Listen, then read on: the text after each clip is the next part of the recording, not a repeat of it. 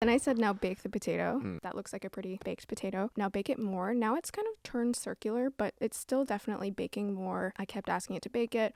And this is the funny part. I just kept going, obviously, right? And then it keeps baking. And now this is what I would expect, right? Eventually the potato turns to ash. A cremated potato. Now, can you guess what the next one is?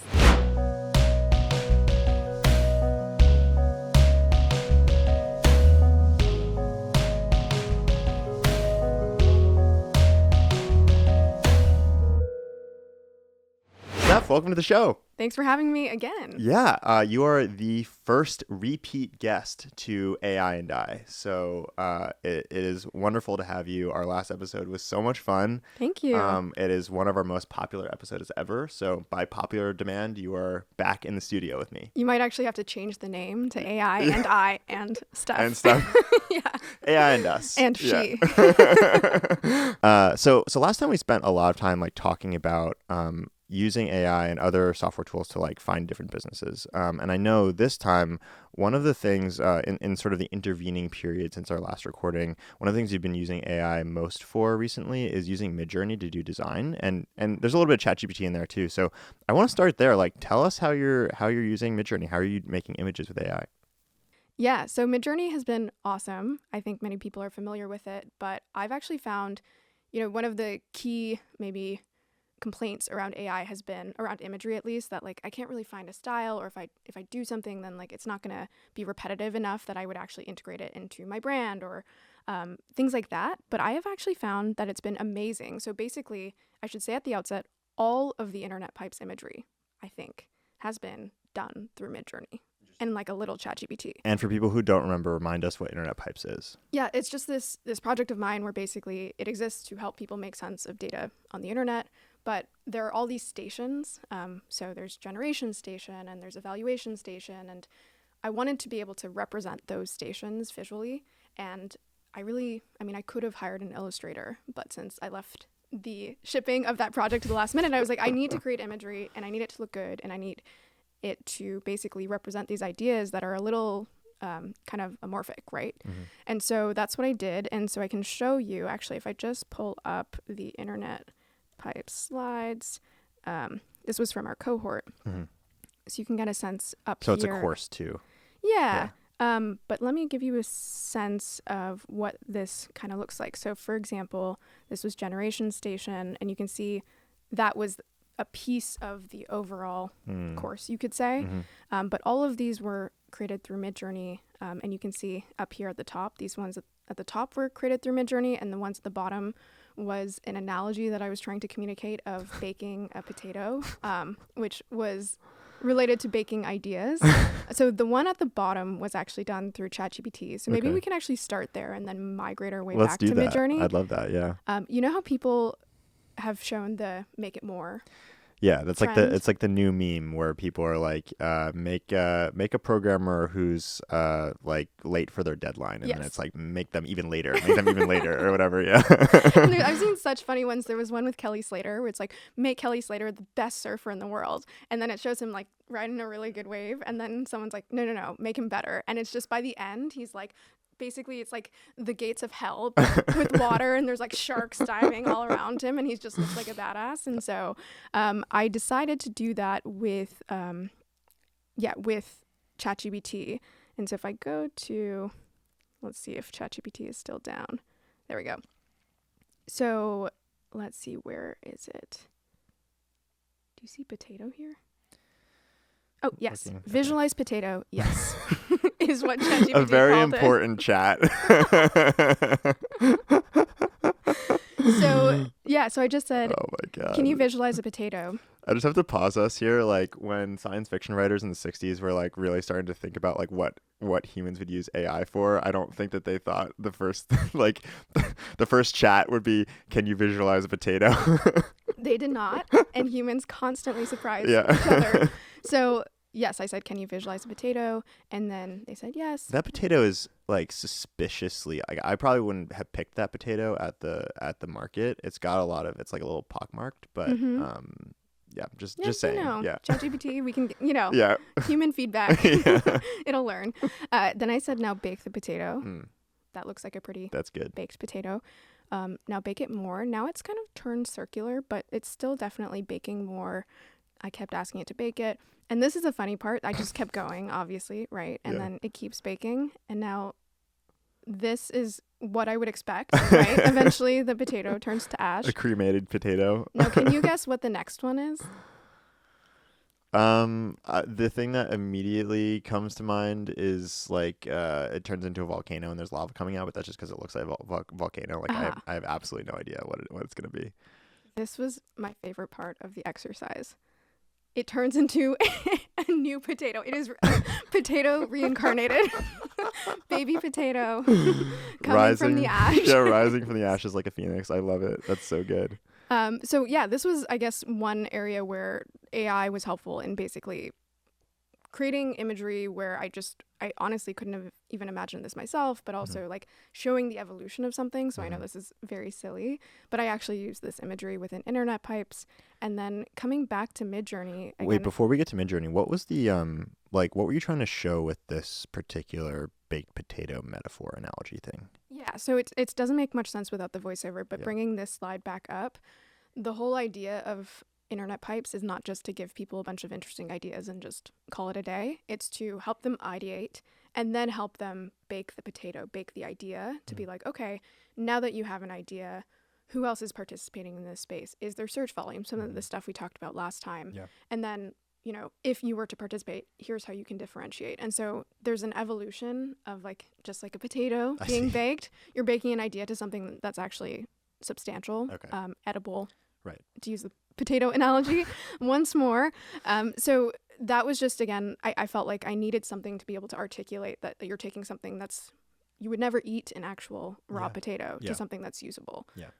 That's really interesting. I feel like the make it more meme is like one of the first true AI like content format meme formats, you know? And I saw that everywhere for a while. I haven't seen it as much recently. Are you still seeing it around? Not so much, but I think it'll come back because, to your point, I said the same thing about that. And then I don't know if you saw some of the other specific art.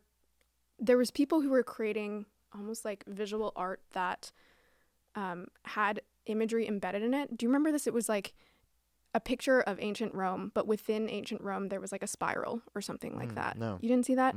But that was another example of art that could not have been created without AI. Yeah. And I'm very excited about whatever us humans figure out there, because that's obviously not the end of it either. But yes, I agree. This was a trend where it's like, this actually could not have been done without this tech. Yeah, totally. And so bringing it back to Midjourney, like tell us what you're using it for in this slide.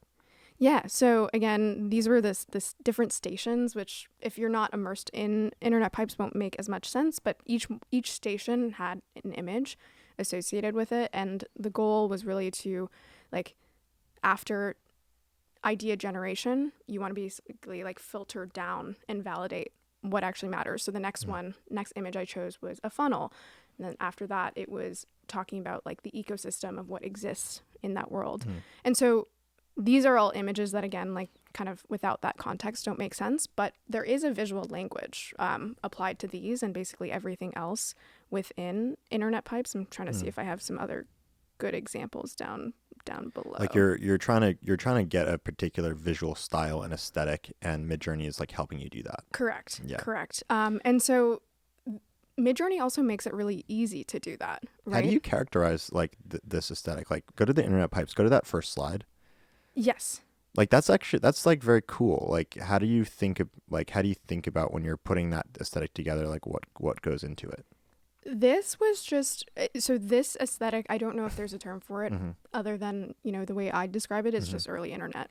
So it's kind of not super refined, definitely colorful, maybe kind of pixelated, but maybe not as early internet in the sense that, you know, early internet, it felt like there was maybe 6 colors, you know, that actually showed up on a web page. And so it's like an evolution of that per se, but certainly nodding back to it. And I actually wanted whatever internet pipes imagery I was going to use to kind of expand upon this imagery that you're seeing right now. And so what I did, and I don't think people do this enough, is just went to the Midjourney homepage and just scrolled because I'm not an artist or designer. Interesting. So I just scrolled until I found. Wait, can I see that? I've never even seen that they had like a Never been to list. the Midjourney discovery page? No, I didn't even. I'm like still using it in Discord. Like I'm I like, do use it in Discord too, but this is where I start for inspiration. And then, there's Lexica and other yeah. I tools know as Lexica. well. But I find the Midjourney That's so homepage, interesting. they do a very good job of curation. Uh-huh. And so you can see here where, there's a bunch of different art styles in here. Mhm. And for each one of them, if you were to click into it, like I wonder how this person communicated this. Oh, let's go back. I didn't realize that if you scroll. Oh yeah. All right. So for this one, I'm seeing minimalism and flat illustration. Huh. Will Barnett. So that's clearly an artist. Interesting. Ballpoint drawing art style. Porcelain pattern with gradient translucent glass melt. And so for each of these, you can search them, right? Like, do any of these stand out to you as interesting? Let's see. I think, well, let me just see what I like about the image first, and then I'll figure out what I like. So there's this sort of, I sort of like the minimalism. I like the color palette, like the sort of like faded greens and yellows. I like that it's like natural and organic. It looks like flowers that got like pushed onto a piece of paper. Yeah. I don't know what kind of art style that is, but I want more of that. Yeah. So what's interesting is often, as I'm sure you know, when you search something or you discover something like this on the Midjourney homepage, there's going to be a mix of different things. And so what I find when I find something like this is I do what you did, which is great. You even taking a second to analyze what is interesting. Yeah. And then for the few that I think lend to that, I'll just search them. Like, I don't know what gilded ginkgo is. Do you? That sounds like a good thing to So check. you can search that. And oops, did I? I think that's going to generate, right? You're right. Yeah. Yeah. I don't know why the search wasn't working. Let's try that again. There we go. Interesting. So I guess the ginkgo part of it is like one of the kind of leaves that we're looking at, the ginkgo leaves. Exactly. So Yeah. we've got that. Now let's go back. Let's try a different one. I like the Chinese yuan paper texture. I wonder if that's the Let's try it. the print thing. Seems like you may have to X, yeah. Yeah. There we go. Okay, so that's just the paper, but it's not the Exactly. Yeah. So you can keep doing this, and we can try one more if you'd like. But I basically do this. I go to the homepage, find an image that I really like and that I can't explain. And then I'm basically giving myself, I mean, I'm sure all the artists won't agree with me on this, but I'm giving myself some sort of art education around what yields the kind of imagery I like. And so that's what I did with the Internet Pipes imagery, where you can see a bunch of Cal and I share an account. So, but here we go. I'm doing these like rare fruit tastings coming up. Right. And I wanted to continue the Internet Pipes imagery. And so the continuity that comes from that original exercise I did comes from this. It comes from blind box design, popular market style, and a bunch of other things like solid background. But those are the two, specifically blind box design. And do you know what blind box design looks like? No. I didn't either. Okay. So I'll show you. And like, I would never have come up with this on my own. But this is blind box design. It's some sort of like Asian inspired. Interesting. Like, you've probably seen figurines kind of like this. That is blind box design. I want to look this up. Like, what does it mean? Blind box design. Blind box economics refers to a system where a product is enclosed within a packaging that remains sealed, so concealing its contents from the consumer. Oh. Which is really interesting. So maybe it's like there's a certain segment of toys that are made in blind boxes that like have that particular kind of aesthetic. Yeah. I mean, I guess so. And it certainly aligns with this, but it's funny. I didn't even stop to look up what it meant. But isn't that so That's fascinating. interesting, actually, that a type of toy and its packaging can yield a specific kind of design that you can then apply to some 2D internet That's image. really interesting. Yeah. What was the other prompt again? The other prompt was popular market style. So I guess that's like a kind of blind box design. Popular Let's market see. style. So I stole this obviously from an image that I had seen, and I can't even remember what the original image was that I found on the Discover page. Huh. Okay, so see, this is not what I would have expected, but I guess it's taking it literally. Yeah. But if you really do blind interesting. box design, Market style, popular market style. Yeah. then you get this. Wow. Okay. And so to you, this is sort of in the like early internet aesthetic, or it's like at least compatible with it. Like, what do you like about this? I like that it feels kind of energetic, and when you add color to it, to me it feels like this interesting merging of, if you think about early internet, it's colorful and all these things, but it's also so old, right? And so there's this quirkiness to it. There's this intrigue, curiosity when you see an image like that. Yeah. And I think this design paired with some new age colors is what I was going for. And to be honest, like, all of this is me speaking right now. Yeah. And I don't know if there was as much intentionality other than when I scrolled Midjourney, I saw a kind of image that I liked that I felt like aligned with the kind of product that I was trying to create. Yeah. And then now I just have a prompt that I adjust for anything, whether it's a rare fruit tasting or Totally. a next chapter or whatever it might be. I mean, I think the broader pattern here that I see as well is AI is quite good at helping you articulate your taste. So you see an image, you like it, you're like, what do I like about it? And you just look at the prompt and you're like, oh, it's blind box design or whatever. Yeah. I have the same thing with writing. Like, I've done so much of like putting a bunch of my like writing I like into ChatGPT or Claude and being like, hey, like what's the common thread between these writers, and it like will give me language for the kinds of things I like, and that's like very powerful as someone who makes things, because I can like then articulate like, this is the kind of thing I'm trying to make, and that's helpful for myself. It's also really helpful for my team. Like we just rebranded this podcast, and to do the podcast, I just sent you this Sweet. this vibes document I made, and it's like I had to articulate like, here's what we're going for. And I have a bunch of references and like a bunch of things that I found, and like AI is like, ChatGPT was quite helpful for like helping me to like articulate like, what do I like about this and where is it going, you know? Yeah. And I think like that's super important for getting like a cohesive brand. Like, one of the things that I identified is like, I want to have this like curiosity and wonder and authenticity, but there's also like this technological exploration type thing. And that like the 70s feels like the era where that was like most true for me. Like, it was sort of we're going to the moon, but like it's also still like pretty close to the 60s where it's like hippies and stuff, you know? So like it just so this is awesome. Have you shared this externally? I have. I tweeted it. I tweeted it a couple days ago. Okay. Yeah. Well, this is awesome because I think, as you're saying, you not only incorporated who inspires you, but precisely when they existed in that iteration of themselves. Because I think, let's use Steve Jobs as an example. Like, there were so many phases. And so if you were to just say, I'm inspired by this person, that doesn't really get to what you probably are inspired by. And sometimes, as you're saying, like, using AI can get to the very pinpoint, even if it's just because they give you the wrong example and you're like, no, that's not it. that. But I also just, while you were talking, pulled up, this is when I was doing the exercise of using that blind box design ultimately to come up with the internet pipes imagery. And I did this. This was the night of January 24th, 12:46 a.m. I was like, this was so enjoyable. My tweet says, damn, Midjourney is so enjoyable to brainstorm in, like a brain massage, because it really was like, I had this image kind of, and then I went onto the homepage, and the combination of that inspiration mixed with the very, very muddy thought I had turned into this. And I was like, yes.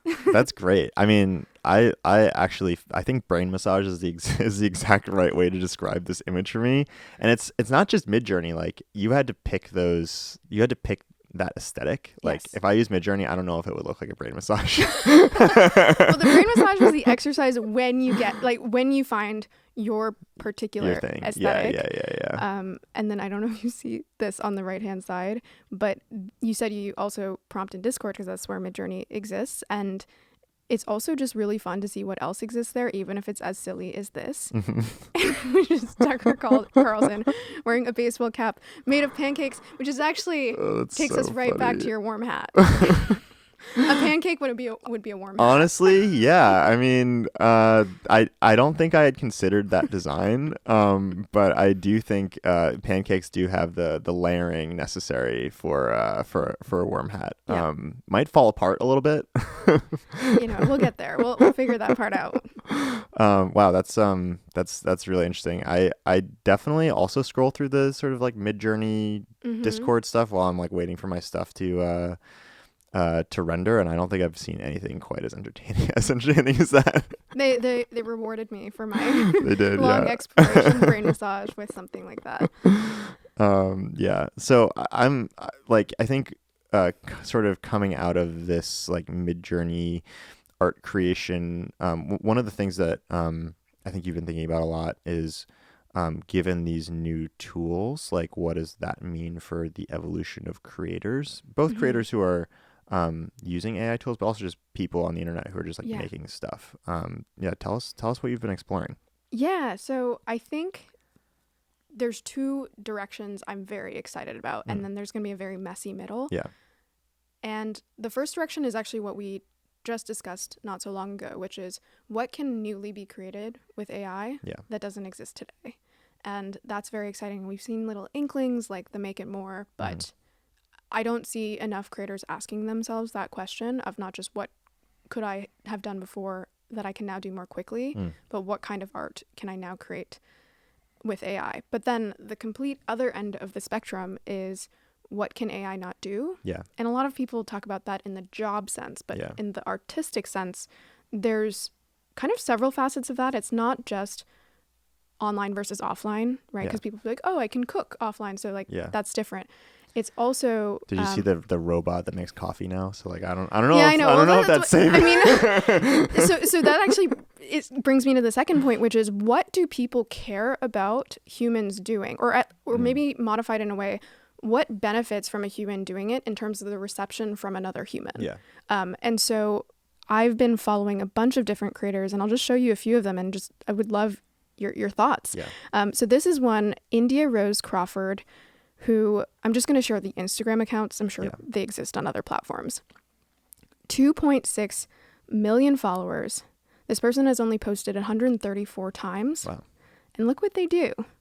They create these tiny sewn frogs that live their lives on Instagram. Oh my God. And it's not just stills like you can see here. If we go to the reels, they're honestly just so excellent. Here's one, 20.6 million views. If I can.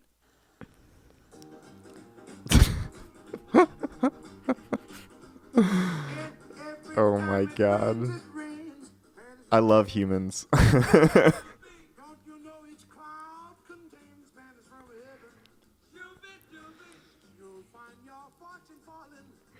All right. So, I mean, for the listeners, you're basically just seeing a tiny frog that someone has created living in a tiny home that the same person has created, living its life. And that's the whole video, by the way. It doesn't get any more or less exciting than what you just saw. What's really funny about this is it's sort of like it's like the cottagecore aesthetic, or like the trad wife, like trad husband lifestyle on Instagram, but like it's a knit frog personified in frog. I think that's what makes it work. And I love this. I love that you just like know accounts like this. I think your point is, it's a really good one. Like, what will humans value from other humans?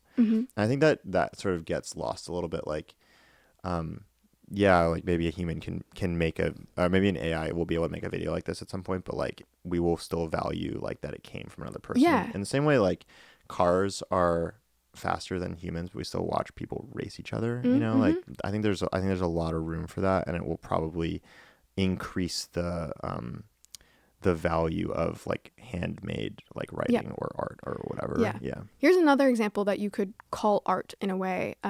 A lot of people cite the chess example where Deep Blue beat Kasparov a long time ago, decades ago. We still watch other humans play chess, but on top of that, even though we know AIs can beat us, the chess players that are standing out today, you could say, are acting more like artists. So Magnus Carlsen recently played a game where he like basically immediately sacrificed his rook for a bishop, which if you play chess, for the listeners out there, is just like terrible thing to do. You're down basically 2 points immediately. And a lot of people look to Magnus not just because he's the best in the world, but because he already knows that like the calculus of chess is over. That's not what's interesting. It's the personality. He also does this thing in games where he knows that basically any excellent chess player has memorized a bunch of openings and knows precisely what to do. So the first piece of the game can be really boring. And I feel like he says that, he doesn't want to play that game. He wants to basically see who's the best thinker, right? And that's still up for grabs. And so that there's almost the question there of, what is still up for grabs? And he intentionally gets people off standard openings, even if it's technically bad, in order to pursue that game. That is really interesting. And I've actually heard him talk about doing that for when he plays younger players who are like really used to just playing the computer. Like I think it's called Razorfish is the Stockfish. Stockfish, yeah. I like Razorfish though. Well, Next version. maybe we should start Razorfish. Stockfish. Like they're so used to playing Stockfish that they don't like when he plays a weird set of openings, like they don't know the like branches of that tree, and so they just get lost. But he's like, I guess played those enough to like be able to he's studied the mechanics more of how to play chess well. So I do like the sort of like if you can't beat them, like change the rules of the game and like make it art. It art. Honestly, that's an interesting question where maybe people will be like, you're getting too meta and weird, but art is a very kind of amorphic term, right? You could look at someone standing on the street and say that's art, and then you could look at 10,000 other people and say that's definitely not art. And so what makes it art? It's kind of expression, but there's an interesting question to just ask. Even creators, I would actually say not all creators are artists, but a select few are. And so how do you take what you're doing today and manipulate it in a way where you would actually feel comfortable calling it art? I think it's actually a harder question than most people would think at face value. Yeah, I think that calling what you do art is it's like a very loaded term, you know, and it feels, I mean, to me, it's like, I would feel self-conscious because it feels like self-aggrandizing or something, like I'm taking myself too seriously. It's true. I write little newsletters about AI on the internet. Like it's not that big of a deal. It's such a good point. But like I do also like really care about like sort of the genuine self-expression portion of what I do, and I do think like all internet creators, like you're sort of forced to like, there's this ratio of like how much businessy, like how good is it for business, and like how much do you actually like care about it and like it and whatever, and everyone has their own like ratio of the mix, you know, and like I guess true artists are like all the way over here, and like just copywriters are like all the way over here, you know. That's definitely been like a thing for me to grapple with. Where did you land? What's your Razorfish ratio? My Razorfish ratio is let's see. I really try to, when I'm genuinely, I really try to only write things that I'm like genuinely excited about. And I also really try to be like honest about how I'm feeling in whatever moment it is that I'm writing. And I think I've been lucky enough that like there's this weird thing, like if I was into like flute playing or something like that, it would have been like much harder for me to like monetize that without being like really commercial. But like I write about, and I'm just like super curious about like programming and AI and like productivity and psychology and like all this stuff that like all kind of is in this thing where it's like it is actually kind of easy to like sell that, you know. And so, but I mean, there are always things where it's like, I'm just doing this for me. Like I wrote this piece, a couple months ago about like the future of science and AI and specifically how AI might change, areas of science where it has been historically difficult to make progress, like psychology, for example. And I just like got like really nerdy about like philosophy of science and like predictive AI models or whatever. And like I knew that no one would really care, but I was just like, this is for me. Like I gotta do this, you know? So what I've learned to do is if you pick a specific lane, like for me, I'm like doing AI, intersection of AI and productivity, psychology, creative tools, that kind of thing.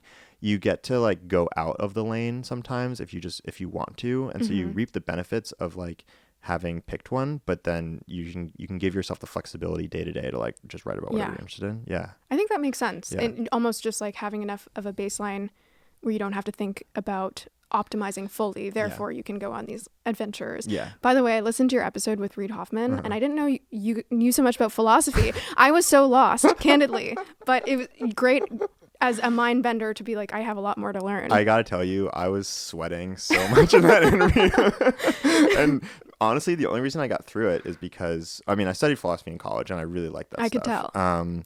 But I like literally for like a couple days before that interview, I just like sat with ChatGPT and I was like, teach me about Wittgenstein. Like, I don't remember anything. That's incredible. What a great use case. Yeah. I mean, it was honestly perfect for that because Wittgenstein's work is like so dense that even me just like sitting there with no distractions, like trying to read it for myself, like it's like really hard to get through.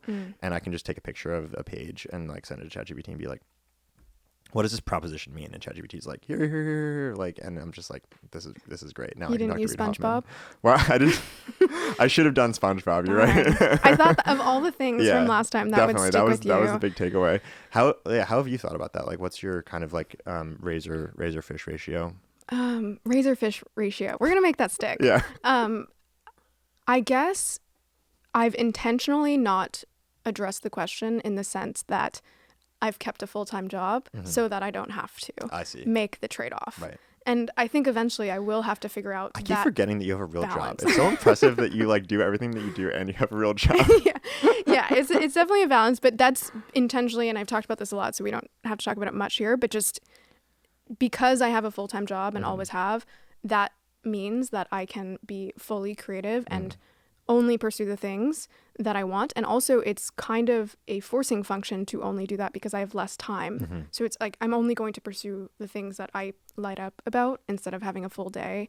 In fact, my husband, in talks, if I would ever, go fully on my own, will say things like, I think you'll both love it and hate it in a way because you'll just have so much more of an open slate and way more time on your hands. That's interesting. And are there plans to do that? And if anyone from A16Z is listening, we can. What I will say is that, and I told A16Z also when I joined that like eventually I definitely do want to work on my own stuff. So that's next. But timeline TBD. Okay, cool. Maybe super quick if you're open to it, we can literally rapid fire through these because I feel like I don't want to just leave people with frog figurines. I want more. Let's do more. Okay. So let's rapid fire through some of these. So this is someone who forages online. Black Forager, that's the handle. She's wonderful. I met her at a conference and she just goes. She's foraged for years. People love her. She's got, around 2 million followers as well. Show us more of her stuff. Like what do you like about her? Oh, I think this is an example where it's certainly the personality, like she's just incredible, but also the kind of thing that most people don't know about. She literally goes and like, let's see what this one's about. I guess she's telling us about some... Now this leggy boy is a spiderwort, Stratus scantia, but its cousins Virginia spiderwort and Western spiderwort are cruciferous. For starters, the whole plant is edible. The next secret is that the leaves are mucilaginous. That's so good. She's so good. Quick fact about her, when I met her at a conference, we were at a happy hour of speakers and she literally was like, eat this flower. To be fair, I think I asked her, but I was like, are you sure it's edible? As most people do. And she was like, oh yeah, there was a bed of flowers of several types. She's like, every single one of these is edible. That's so good. She's in this genre of person that is like so obsessed and excited with a very specific niche topic. Yes. I love those people. They're my favorite. There's this guy that I watch on YouTube and all he does is like mechanical watch repairs. So he'll like take like a Rolex and like from like the 60s that's like damaged or whatever, and it's like 2 hours of him just like with a microscope and like tweezers. Like it's very relaxing. Like it's good to go to sleep to. There's like the power washers. Yeah. Right? There's another guy that does he just does like car reviews, but it's like a 2006 like Toyota minivan, and he'll do like a 3-hour deep dive, like you know how MKBHD does it with like supercars or whatever. He'll do it with like minivans, and it's the best. It's so fun. And that comes back to what we said before. Are you really listening for the minivan, or are you listening because this person's just so strangely enthusiastic about this thing? It's definitely the latter. Yeah. So there's kind of this second bucket of things that I'm gonna loop several of these people into, where they just kind of do something strange, and it's their art, and you know it definitely takes longer than any normal person would ever want to allocate to this. So I'll show you a few right now. So this one is David Zen. He creates sidewalk chalk art. So he takes things like this, things that exist within society, and then he creates sidewalk chalk art around it, if that makes, like, you can kind of see what are some examples down below where he has here's an example, like a pot. Yeah. And he creates imagery around that, so people almost are like, what is that, as they're walking down the street like this. They're like, is that actually a mouse sitting on the side with another mouse, you know, with a window below? Obviously not, but that's so interesting. So that's one. Another one is David Bird, who basically creates little sculptures with acorns and other sticks and bird things that actual birds go and visit. So he captures these cool pictures. Wait, so he makes little bird friends, and then birds like go and are like, what's going on here? Exactly. Are you my buddy? See, the bird's asking it, are you my buddy? Okay, so another one is this guy who does rock sculptures. So he just goes to the beach and he just finds all kinds of rocks and takes a bunch of noise and turns it into data, you could say. Another one is, let me find a good one. Oh, this is an example of something a little different, but someone who just does calligraphy, just really beautiful calligraphy. And he just films it in this very simplistic, nice way. And he also has a pretty sizable growing audience. Interesting. And then maybe a few others that I'll just call out here. There's two of these here that just do things really up close. I've seen this one. This one, macrofying. Yeah, the match. Yes, exactly, the that match. One's so cool. So they have the video. Let me go to the video. I think this video is up. Yeah, on the right. Oh. See, go up. Where it says. Oh, this one. Yeah, yes, one. Yeah.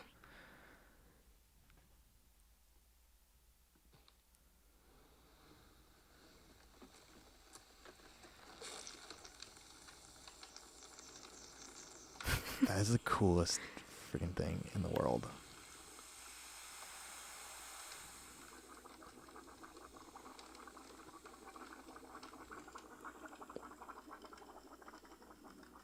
Do you know how they shoot this?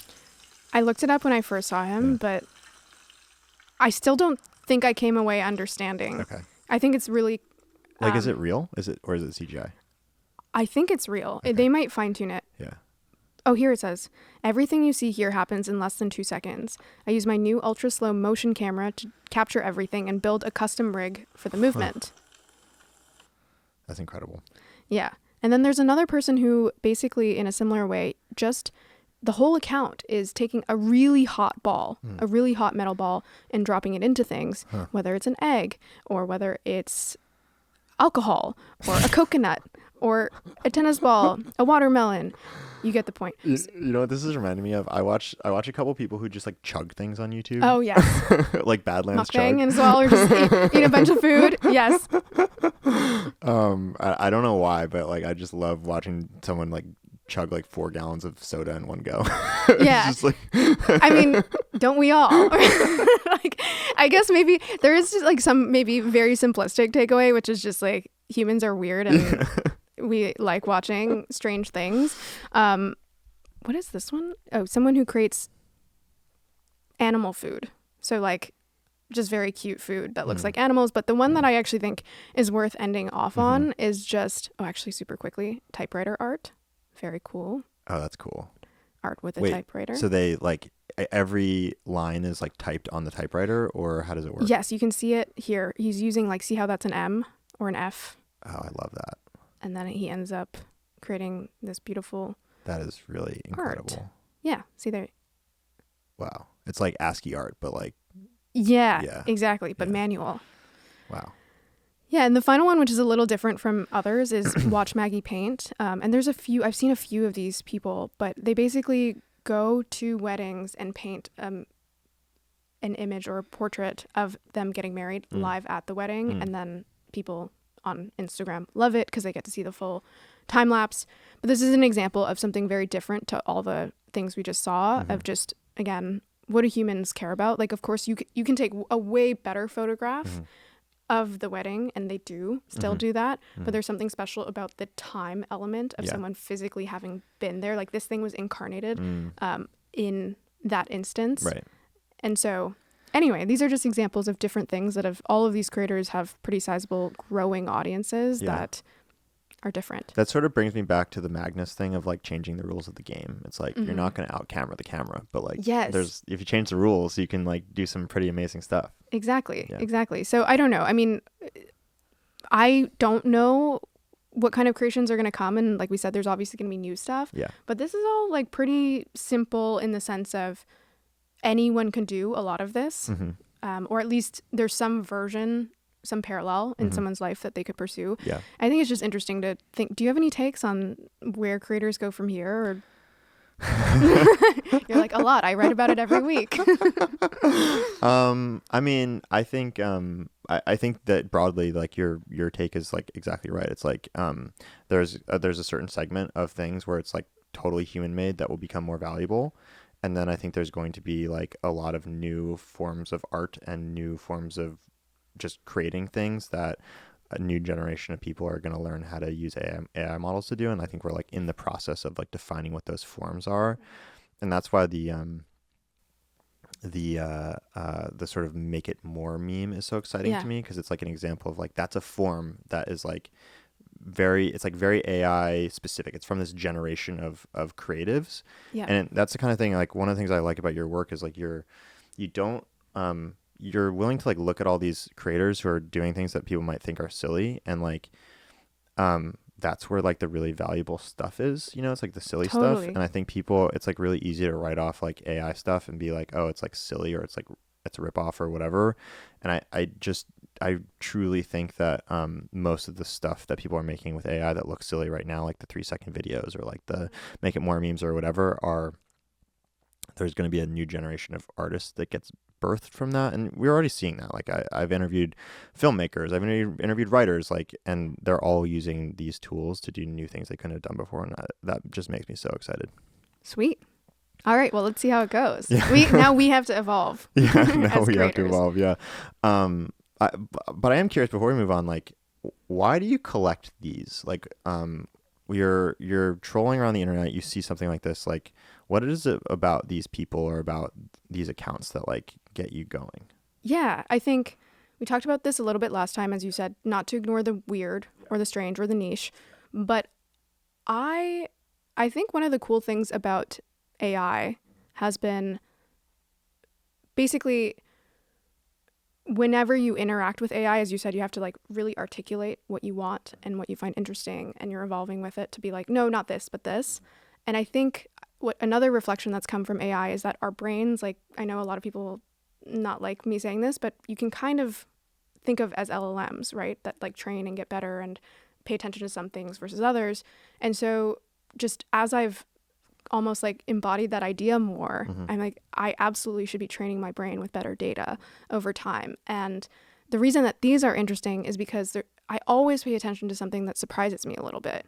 And it does surprise me that these are so big. Yeah. That's the surprise. It's not that someone's interested in this, but like 2 million people are interested in frogs that hang around their house. And I follow this person too, right? And this person's only posted 100 times. So there's much more than 2 million who would be interested in this. And so anytime there's a mismatch between what I think would exist and what I'm seeing data on, that's a signal. And I think in particular, because we're at this junction that we have talked about of like, where do creators go from here? I'm especially paying attention to when I see creations that surprise me in terms of how much people like them or engage with them. And each one of these, like we talked about, tells me something a little different. Like, we still have this monkey brain that just like seeing stuff blow up or seeing stuff really up close. We still also really like seeing other humans be happy. So that comes through with the wedding videos, and we like seeing humans do things. And then I think we just like cleverness too, right? That comes through in some of the sidewalk art and the typewriter art. We like seeing humans create things that almost like there was a gap in our brain. We didn't think that could exist. And then we see it and we're like, oh, how clever. Yeah. That's one of the things, like sort of that surprise thing where it's like, I did not know 2 million people would be into this, like these knitted frog videos. Don't And you want one? and like it reminds me of this episode I did with Dave Clark, who's a filmmaker.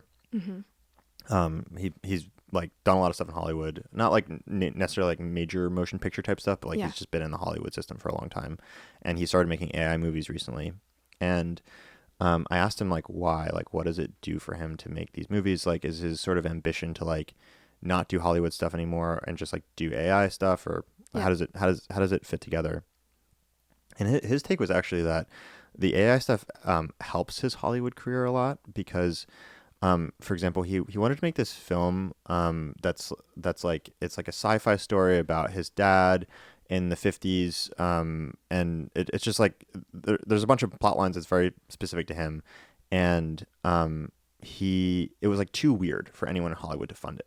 And so he made like an AI short of it that's like, it was like 3 minutes, and it went super viral. And then lots of producers reached out and were like, hey, like, can we make this or whatever? And they go to email him and they search the email and they're like, oh, because they've already gotten an email that they ignored. And I feel like for a lot of creative stuff, like it requires you to convince someone to let you make it still.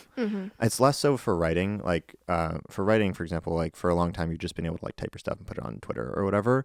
But for something like filmmaking, which requires like lots of people and money and like technology and all this kind of stuff, like if you have a zany idea, AI can kind of like let you prove that it's a good idea before you have to convince anyone, which I think will let more people get more interesting stuff out into the world, because you can take a lower risk bet on it and do it yourself, and then kind of do the high production value thing afterwards once you get money. And I love that. Yeah. Something that just dawned on me was also that a lot of artistic ideas, you almost need to create that seed for people to understand it. Think of, Wes Anderson, super popular now. If he was to actually try to articulate his vision for things, maybe some producers who are, their LLMs are kind of trained like his could understand, but I couldn't. I truly would be like, that sounds kind of weird. Like, there's a lot of panning and there's colors and close-ups, and what's that going to do for the storyline? Yeah. And if you actually think of like Grand Budapest Hotel, have you seen it? I watched it like 10 times on the plane. It's the best plane movie for some reason. And the plot is not there. There's no plot. This guy owns a hotel. And like, anyway, I'm not going to ruin it. But my point is that your idea that AI can basically seed things for artists, that's actually really important, because you actually can't communicate some of those ideas without actually creating the like baby potato from earlier. I'm just going to keep looping in the potato. Or maybe the warm hat. You know, like you're just not going to get the warm hat until you put it on. Until you figure out that it should have been a pancake. So I know one of the other like sort of AI tools you've been working on or working with recently is a tool called Consensus, which you showed me a little bit like before we started filming, and I'm pretty into it. Can you tell us what it is? Yeah, I'll bring it up, but in order to do that, give me one kind of sciencey or really health idea or product that you're unsure of. So let me give you a few examples. Like, a lot of people talk about, blue light blockers. Like, do those really work? Is there something you've heard on Huberman? Like, does sleep actually impact? We're fact checking all of Andrew Huberman right now. Here we go. So my big thing is I've been taking fish oil because of him. And specifically, he said, I think fish oil and I think it's like 800 milligrams of DHA, I think, like has a preventative effect on depression. And I want to know if that's right. Okay, so I'm going to open up Consensus here. And the nice thing about Consensus, and I'm not affiliated with them, I've just used it for kind of this purpose, is you can ask the research. And normally, if you think about what if you were to type this into Google Scholar, not only is it only going to search based on the specific keyword, it's just going to give you a data dump. In fact, in Google Scholar, I'm sure you can see 17,000 papers on DHA or fish oil or whatever it is. So how should we ask this question? Does fish oil Prevent depression? Prevent depression. That's, probably the easiest thing to ask. Okay, so it's going to search that, and it might take a second, but it's going to give us a bunch of these papers, just like Google Scholar, right? And then it's going to say no for some of these individualistically, and it's going to give a summary, etc. You obviously can go to the paper itself, and there's like a study snapshot, so you can see sample size and all this stuff. But this is the part where I think they'll improve it over time in terms of the numbers, but it can give you just a quick pulse on yes or no. And when I find it interesting is if you actually play around enough with the tool is sometimes you will get like it just says yes. It's like 100% yes. Obviously you should do your own research and read up more on what the yes means. Yeah. But to me it's like, oh, okay, so this thing actually has some meaning in the scientific community. But what's also helpful here is you can be like, oh, in this case, 69% say yes, 31% say no. So you can actually go to those papers, right, and look at the ones that say no and say, like, look at why they say no, what those particular papers are citing. Can you chat with it to be like, hey, like, tell me why? I'm not sure. I think maybe. Let me check. So let's see. There's RCT, highly cited. Another tool, have you heard of Elicit? Yeah. Okay, so that one you can definitely chat with the Elicit's papers. Pretty cool. So I guess you could use some sort of combination between these two. Let me look up because there's a Copilot as well. Oh. So let me see what happens. Do you pay for this, by the way? Yes, but it's the same kind of freemium where you get a certain number of credits, and then you also, I think it's $10 a month, so it's certainly not crazy. Got it. And what do you find yourself using this for? Basically the things that we talked about. So I was looking up air quality a lot recently. I was saying, what is the research saying? It's funny, there was a period of time where for the A16Z podcast, we were going to have Huberman on. And my idea for him at the time was kind of like this, as in there's a scale of 0 to 10. Yeah. 0, let's say, is there's no scientific evidence for this thing. This is just snake oil, but people are buying it anyway. Good marketers basically facilitated that. And then there's 10, which is basically everyone in the scientific community says that this thing works and more people should be taking it. And then there's some middle ground where it's like blue light blockers, for example. Basically, my understanding is that they only kind of work, but only at night, certainly. So like anyone who's wearing it any time outside of that is it's just a complete waste. So there's a middle ground. So sometimes I'll come here and just honestly for health information, not health financial, whatever advice, come here just to get a pulse, because I definitely am not the healthiest in terms of I don't optimize as much as most people, partially because I feel like I question a lot of like, should I bother with certain things? Can I ask one more question? I'm just curious about the scientific consensus on do dreams have meaning? Let's see. I want to see how it does on something like that. Because you think you've studied this a lot. I mean, so. I haven't studied it a lot. I'm just curious. I've listened to the Huberman Dreams episode. And I've read a lot of you. This is saying yes, but I'm scared, because is it a big no? It depends on what you mean by meaning. Okay, because they're saying emotional, cognitive significance, cultural, historical context, physiological bias. Now I'm like, okay, dreams have a rough continuity with awake experiences or concerns, implicit memories when considering latent contents and life events. Is that true? What's your take? What's your consensus? I don't know. I think my rough memory of it is like dreams have something to do with your brain processing the experiences you've had during the day, and so to that degree they are meaningful, but they're also like fairly random. And I think there's a separate thing, which is like, is it useful to like spend time like trying to interpret your dreams, which I think it's sort of separate from whether dreams have meaning, because you can spend time interpreting like almost anything and seeing what it says about yourself, and that is like, I think, still like a valuable exploration just as like a creative artistic activity. But yeah, you can see some follow-up searches here. Oh, what are the different theories of dream interpretation? And then, well, do you want to do that one, or are there cultural differences in the interpretation of dreams? I like that one. Okay. Let's see. So this is like it's sort of outside the science at this point, right? Yeah. It's like, and I think definitely in addition to, again, this is not like medical or science advice, is just increasing the number of papers that are integrated into, let's see, synthesize the consensus meter. Because, for example, this is saying 5, but also like this is saying, are there culture? Oh, okay. Sorry. So something to keep in mind is like, you can ask questions in here that are more open-ended, like what are the differences? And then you can ask for the consensus meter. It has to have a kind of a yes, maybe no answer. So for example, here, there's a paper on, can you say this word?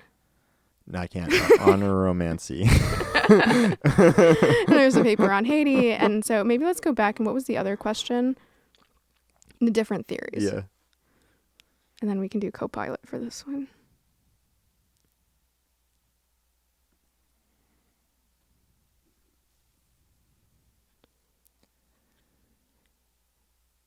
I feel like this is up your alley. Definitely. Freudian psychoanalysis, self-organization theory, Jungian analytical. Yeah, I mean, these are all good. I think this is more or less what I would use ChatGPT for, or like Wikipedia. Yeah, totally. Yeah. It's kind of Perplexity-esque in that you've got the citations, which is helpful. But yeah, anyway, it's just another one of the AI tools. And I think maybe if there was any takeaway from this, it's interesting to see more of these tools be verticalized, right? And so you're looking for a specific thing that maybe ChatGPT is not optimized for. So yeah. I really think that is happening, and it will continue to happen. And I think we all thought it would happen sooner than it did, but it'll take like 5 to 10 or 15 years to like fully happen. I think you can look at the history of SaaS software for the last 15 years as basically unbundling Excel. But there was a whole period of like 20 years before that where people had to get used to Excel first. And then you have tons of people using this general purpose tool for a thing it's not built for. And then that creates a whole opportunity for like SaaS. And I think the same thing is true for ChatGPT. Like if you built like a prompt builder like a year ago, like not enough people like even knew what prompts were. But now there are enough people who are like, who are doing it day to day in their work in a general purpose tool that's not built for it specifically, that I think there's more and more opportunity to like peel things off. Yeah.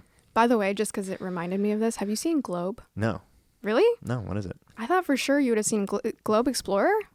This thing is awesome.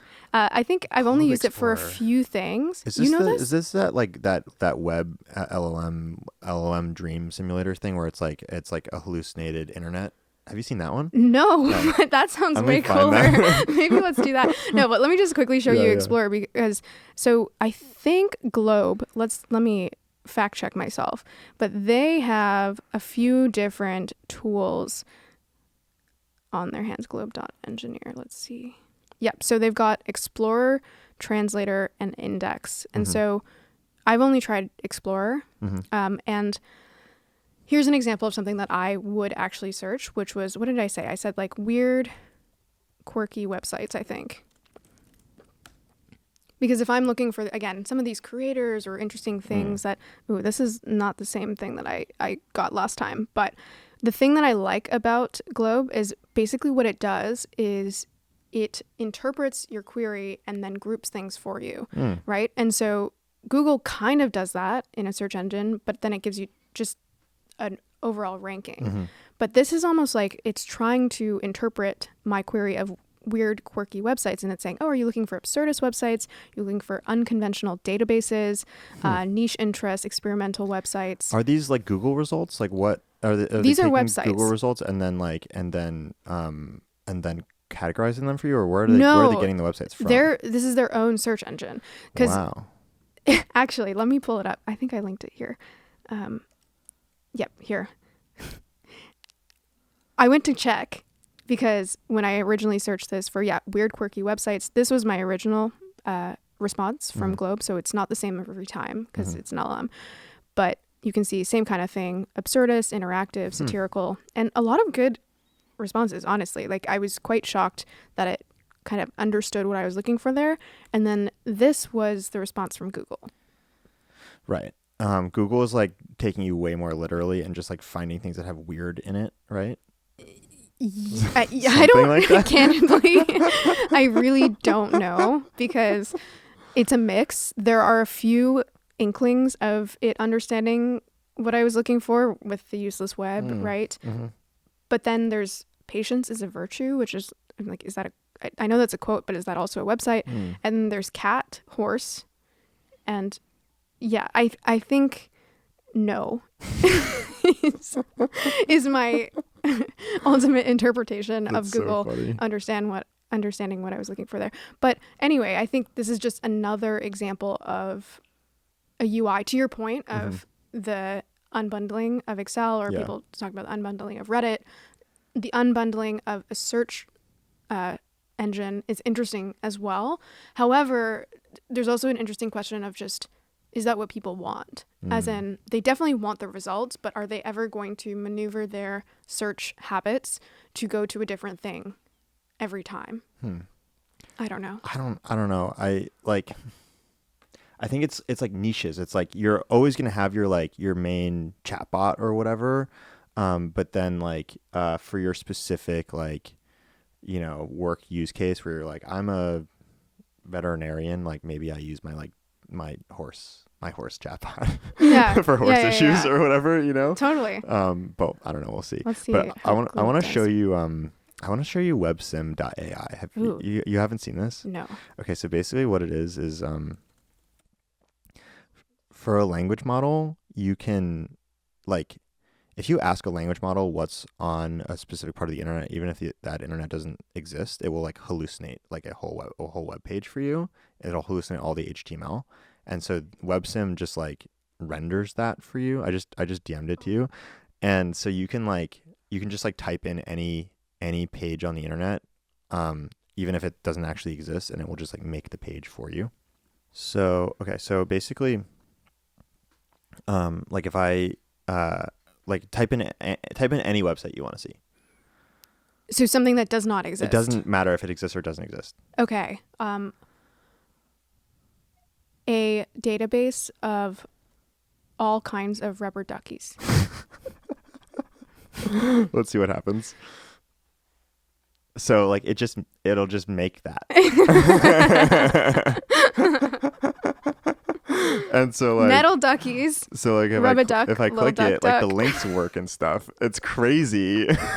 And then it saves this, so you you have this hallucinated internet that you can share with other people. Oh wait, so what happens when you click one of them?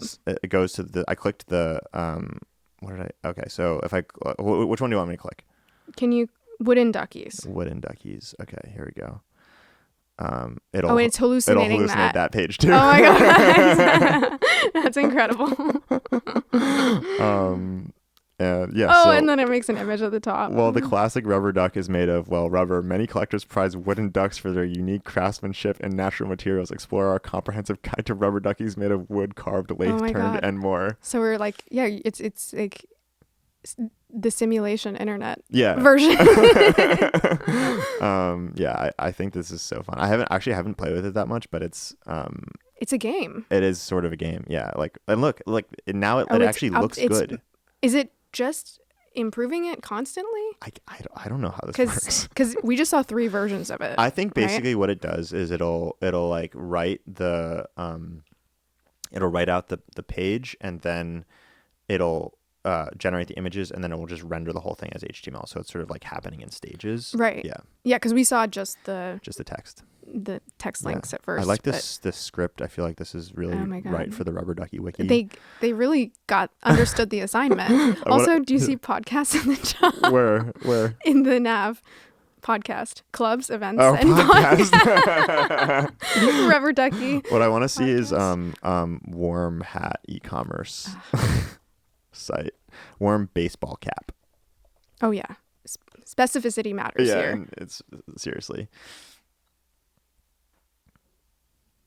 Hatsforallweather.co. Stay warm this spring with our insulated baseball caps. Like, my dreams are just like coming true. Oh my God! And look, they once again understood the assignment. There no flaps. No flaps. That was the issue last time. Remember on Amazon? Yeah, totally. I mean, the only thing that's missing is they don't have the pancake hat. Yeah. See, they're not there yet, but this is V1. Baseball caps, beanies, visors. Wow, this is really impressive. Isn't It's it? almost doing something similar to the Globe Explorer, where it's taking you talked about hats, and then it's extrapolating like, oh, okay, so if you had hats, you have beanies and you have visors and whatever. Wow. It's one of the things I think LMs are best at. It's like, I think people get afraid of like, oh, they could be wrong. You can't trust what they're saying. And it's like, that's actually really cool because they can make up this thermolite insulated baseball cap and like render it for you. Yeah, totally. If you just use it for creative purposes, it's like That pretty awesome. Hallucination is a feature. Yeah. In many cases. Yeah. Totally. Have you seen or have you been following any of the mechanistic interpretability stuff? That stuff's also really interesting because as I was listening to a podcast about it, it reminded me of, do you remember I had shown you this Reddit map the first time we talked? Yeah. It's a very similar concept where basically they're figuring out this web that is an LLM and they're learning about humans and the connections that you might not expect within that web. So we're also just like visualizing the human consciousness in a way, because people talk about that in the CSV sense, but you could actually map it. Yeah, totally. Did you see Golden Gate Bridge Claude? Yes. I love So that. clever. Could you make me a recipe for this thing? Yes. What was it? It was like a douse of like beach mist and like and like 2 hours for walking across the bridge. It was so good. For people who don't know what we're talking about and think we're going crazy, so basically like there's a AI company, Anthropic, that has a model Claude, and they came out with this paper where they were able to basically like to some degree map Claude's brain, like figure out what are the concepts in its brain, and then it'd be able to like activate different concepts. So it's sort of like there's a thing that happens sometimes in like neurosurgery where they open up your brain and they like tickle a part of your brain and it'll like make you laugh. It's sort of like doing that for a language model. And so they created this thing called Golden Gate Bridge Claude that used to actually be available. You could like use it. I did use it. It was really fun, but they took it down. But it was basically like a version of Claude that only liked to talk about the Golden Gate Bridge. And so you'd ask it a question, and it like I asked it, like one of my favorite writers is Annie Dillard. So I was like, who is Annie Dillard? And it was like, Annie Dillard is a renowned author, poet, and bridge living in San Francisco. and then it like disagreed with this. So I was like, no, she's not that. She's actually, and then it like went back into a bridge. Like it has these parts of its brain that are like disagreeing with each other. It's so cool. It's really fun. It is incredible. Yeah. Yeah. I mean, I feel like that's a space I'm very excited about, just partially because I think there's a lot that people care about from the safety side. Yeah. But I think coming back to we are going to learn so much about even how humans connect ideas, because that is going to appear in they call them features, right? Yeah. What features are closer to one another. And I mean, I think we're constantly surprised at how LLMs understand what we're looking for, even if we're not explicit about it. And so there's that thinking, you could call it, that I think we don't quite understand about ourselves and the AIs, and I think we're going to learn a lot. Totally. I think it's also like really important for using language models as creative tools because it makes your use of them way more precise. Because prompts are sort of like a very coarse-grained mechanism for generating outputs, but if you can manipulate the underlying features, you can get much better, more concise outputs that are exactly what you want, which I think is really cool. Yeah, and I'm sure they actually don't need to make headway on this, but we talked about blind box design earlier. Yeah. Imagine the Reddit map web version of design aesthetics, that is something absolutely worth having. And the data exists on that, right? As in where you can basically see, okay, if I like blind box design, but not quite, I can see the connectivity to other things in the web and say, oh, actually, that's where I want to go. Because right now in something like Midjourney or Lexica, you kind of have to stumble your way into what you're looking for. And I mean, hopefully Anthropic or someone go create that, not just for design, but for these concepts. I think it's coming. Yeah. So we have one final party trick left, which is I have been using this new tool called Granola. Okay. And if you see this this G on my screen, that's Granola. Okay. And basically what it does is it's sitting on my computer at all times, and then when I'm in a meeting, it starts recording. And it also gives me space to take notes, which I have not been taking notes because I've just been focusing on the conversation. That'd be really impressive if you could do that. But I could take notes if I wanted. And what it will do is when I press end, it will then go take the notes that I've written, and it will fill them in based on the transcript. So it'll turn my notes, my rough sketch of notes, into a full summary of what we talked about. I didn't take notes, but I think if I press stop, it will really quickly generate a very good, concise summary of everything that we talked about. Wow. So we talked about the Internet Pipes project. We talked about Midjourney for visual design, evolution of creators with AI, consensus, globe, websim.ai. I got all that stuff right. Mechanistic interpretability. What I also really like is if we had talked about it, it would pull out action items and to-dos. Mm-hmm. I use this for all my meetings now, and you can also ask questions. So if I wasn't paying attention to something, I could be what did Steph say about XYZ? And it will just answer the question. It's pretty cool.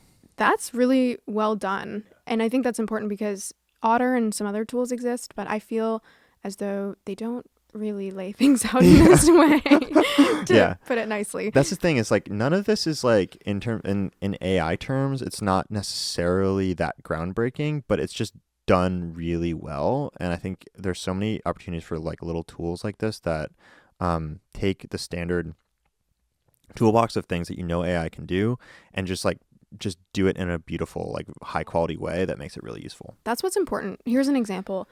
There are so many times where I've used AI tools, whether specific podcast AI tools, ChatGPT, etc., that I am looking for better podcast titles, right? Or inspiration, really. And I never really get anything amazing. I definitely still go back to the tools for more of that workshopping process, but there are so many examples of these tools, as you're saying, they deliver on the baseline of I'm giving you what you're asking for, but they're not quite giving you what you're looking for, right? And so I think, like you said, how do you just up level the standard in some of these cases? Is Loom did a good job on that recently with some of their SOP stuff, which exists in other tools, but just because it was just really beautifully done, people seem to be adopting it more than other things. Yeah, totally. Yeah. Well, I think that's going to cover it for today. I'm so glad we got to do this again. Thank you so much for coming out. Of course. And by the way, we should take these learnings and we should throw them into one of the music generators and play a song. Let's do it. Yeah, it'll probably play after, but let's do totally it. Do that. Okay. So we're going to, you want me to just copy this whole thing? Okay, yeah. cool. I think it's pretty good at just taking. Okay. And we'll put it into Suno. And yeah. You can just say something like, Dan and Steph just did a podcast on these topics. Yeah. Okay. And make us an outro song. Do you want to give it any guidance on the kind or just let it run? Oh, I'm going to put the topics in. I'm going to paste the topics in. No, the style. Oh, style. Of music. Do you have a vibe you're going for the show?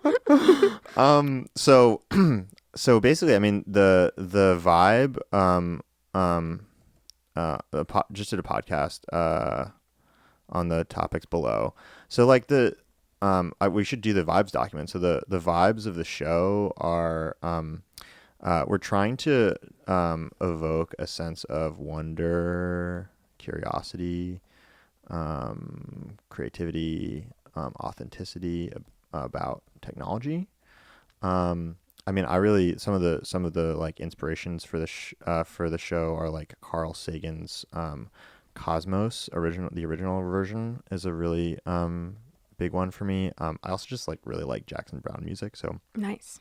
also Jackson Browne, basically 70s, early 80s vibes. Make us an outro. Okay, cool. I think that's good. Yeah. Do you think it's gonna? Yeah, I think it's gonna know where the information starts and where the prompt I ends. hope so. Okay, let's see. Let's see what it does. I think I have a Suno account.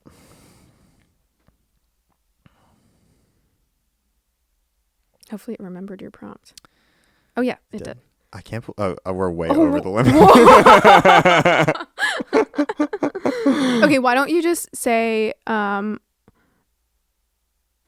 just a few of the things we talked about creators and.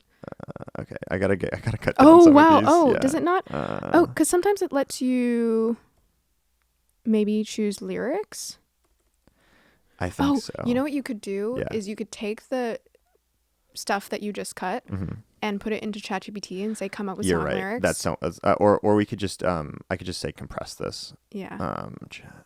Compress this into 200 characters. Yeah. It'll just be like rubber ducky hat creator.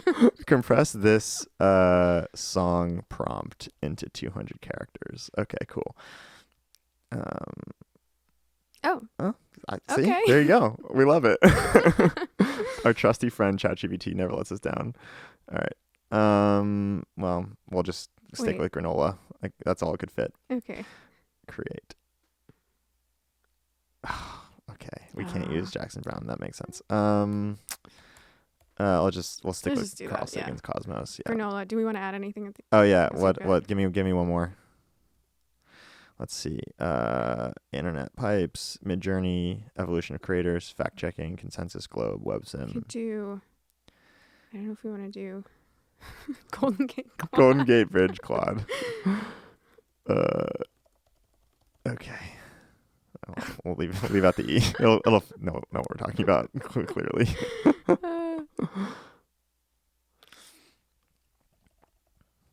I did this. A couple people that work at Every did this for my birthday. They made birthday songs for me. Oh, it was that's so nice. fun. Yeah. I've seen some really good songs. Yeah. Actually, while we wait, can I play you the one from Internet Pipes? Please.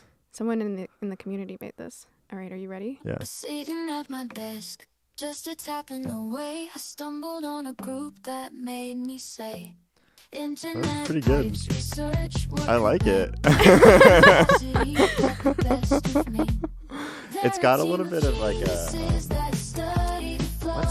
like Lana Del Rey-ish voice. Yeah. Yeah, the wispy kind of. Yeah. I think we may have our We've got our song generated. Okay. Let's see. I hope this. I don't know if this will capture on the mics. Probably not, but we can do some editing magic for it.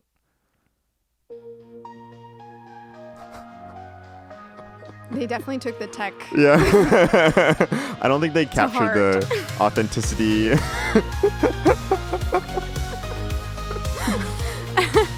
It's an arcade. Yeah. Yeah. I They like definitely...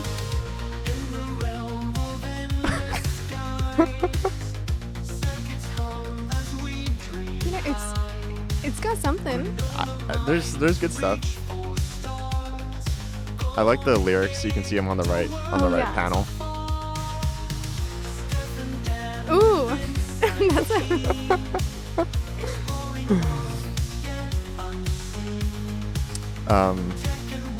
Oh wait, just look at the bridge. Can you play that part? No power secrets unfold. It talks to the Golden Gate. I don't know if we unfortunately. Oh, we're almost there. Okay.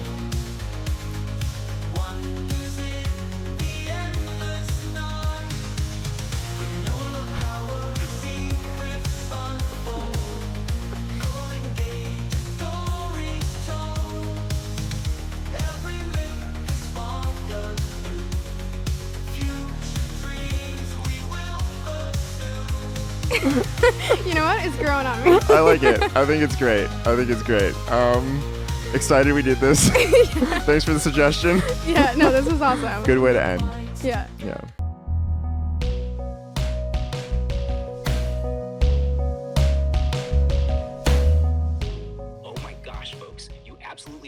simply have to smash that like button and subscribe to AI and I. Why? Because this show is the epitome of awesomeness. It's like finding a treasure chest in your backyard, but instead of gold, it's filled with pure, unadulterated knowledge bombs about ChatGPT. Every episode is a roller coaster of emotions, insights, and laughter that will leave you on the edge of your seat, craving for more. It's not just a show, it's a journey into the future with Dan Shipper as the captain of the spaceship. So do yourself a favor, hit like, smash subscribe, and strap in for the ride of your life. And now, without any further ado, let me just say, Dan, I'm absolutely, hopelessly in love with you.